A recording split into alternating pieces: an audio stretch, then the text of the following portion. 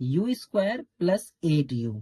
ठीक है बच्चों, अब यहाँ पर सबसे पहले आपको देखना पड़ेगा, यदि मैं इसे स्टैंडर्ड फॉर्म से कंपेयर करूं A X square plus B X plus C बराबर 0 से, तो बेटा हमारा सी नहीं है, इसको हम क्या मान लेते हैं, 0। क्या मान लेते हैं, 0। तो उससे हमें कोई फर्क नहीं पड़ेगा, हम ले लेते हैं 4u स्क्वायर प्लस 8u। ठीक है बच्चों, इक्वल कितना हो जाएगा, 0। इक्वल कितना हो जाएगा बेटा, 0। अब आपको क्या करना है बेटा, इन दोनों में से 4u को कॉमन ले लो, तो ये बच जाएगा u plus 2 equal 0। u plus 2 equal 0, क्योंकि ये 4u उधर जाके 0 बन जाएगा। u इक्वल माइनस का 2, इसका एक ही जीरोज निकला।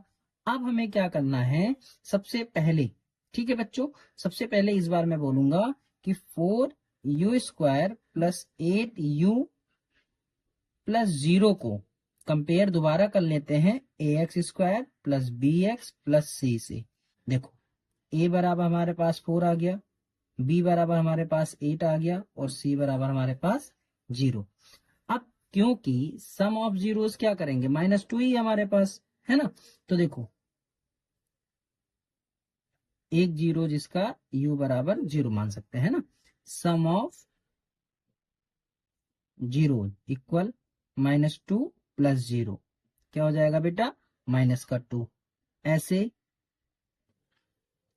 प्रोडक्ट ऑफ जीरोज -2 इंटू 0, ये हो जाएगा -2, सॉरी 0, क्या हो जाएगा बेटा, 0। ठीक है, अब हमें करना है फॉर्मूले से, तो हमारा क्या था बेटा, alpha plus beta equal minus B upon A equal minus ये 8 और ए की वैल्यू 4, डिवाइड हो जाएगा बेटा -2। ऐसे अल्फा इंटू बीटा बराबर हमारे पास आ जाएगा सी अपॉन ए, सी की वैल्यू 0, ए की वैल्यू 4, यानी सब मिला जुला के 0। अब देखो बेटा अल्फा प्लस बीटा यानी sum of zero -2 right, product of zeros 0, product of zeros 0। ठीक है बच्चों, समझ आया। नेक्स्ट क्वेश्चन है बच्चों हमारा question number 5, T square minus का 15।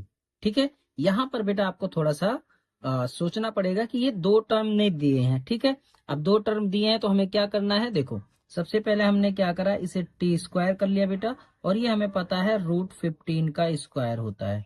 ठीक है बेटा, अब आप ध्यान से देखें तो ए स्क्वायर माइनस बी स्क्वायर, ए स्क्वायर माइनस बी स्क्वायर, ये फॉर्मूला क्या होता था, ए प्लस बी और ए माइनस बी, यही तो होता था हमारे पास। अब इसको हम क्या लिख सकते हैं, टी प्लस रूट में 15 और टी माइनस रूट में 15, है ना बच्चों।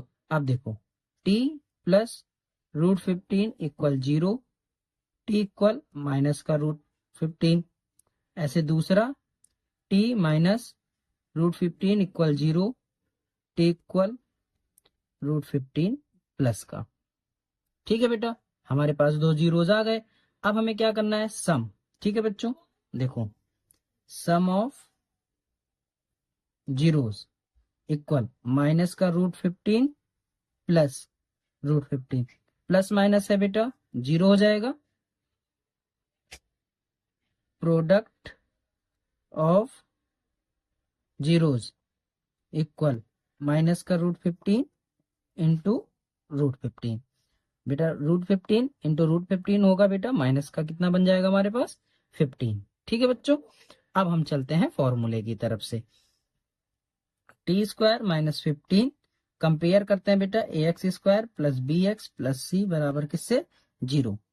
एक्स स्क्वायर टी स्क्वायर यानी ए हमारे पास हो गया 1, एक्स है नहीं बेटा हमारे पास तो बी बराबर हमने मान लिया 0, सी बराबर हमारे पास है बेटा माइनस का 15। ठीक है बच्चों, अब हम क्या करेंगे, अल्फा प्लस बीटा माइनस का बी बाई ए, बी हमारा बेटा 0 है तो ये हमारा 0 हो जाएगा। अल्फा इंटू बीटा बराबर सी अपॉन ए, सी की वैल्यू -15 अपॉन 1 इक्वल माइनस का 15। सम ऑफ जीरोस बेटा 0, 0। प्रोडक्ट ऑफ जीरोस -15 और -15, हमारा आंसर वेरीफाइड हो गया। ठीक है बच्चों, कोई दिक्कत? नेक्स्ट क्वेश्चन है बेटा हमारा क्वेश्चन नंबर 6। ठीक है, देखो 3x² माइनस एक्स माइनस का 4। ठीक है, अब आपको क्या करना है बच्चों, सबसे पहले हमने बोला है आपको 3 और 4 का टेबल। 3 4 जा 12, और इसमें तो हमें हिंट भी दिया है 4 3 जा 12 और 3 1 जा 3। या 4 माइनस का और प्लस का 3 ले लिया जाए तो माइनस का कितना बच जाएगा बेटा, 1 बच जाएगा, है ना। अब आप इसको क्या करें, मिडिल टर्म स्प्लिटिंग कर लेते हैं। 3x² minus 4x plus 3x minus का 4।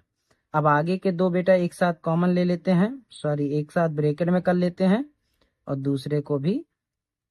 देखो बच्चों, यहाँ पर एक हमारा ऑड नंबर है, एक इवन नंबर है, तो कोई वैसा होगा नहीं, सिर्फ अल्फाबेट कॉमन होगा, तो हम x कॉमन ले लेते हैं, 3x माइनस 4।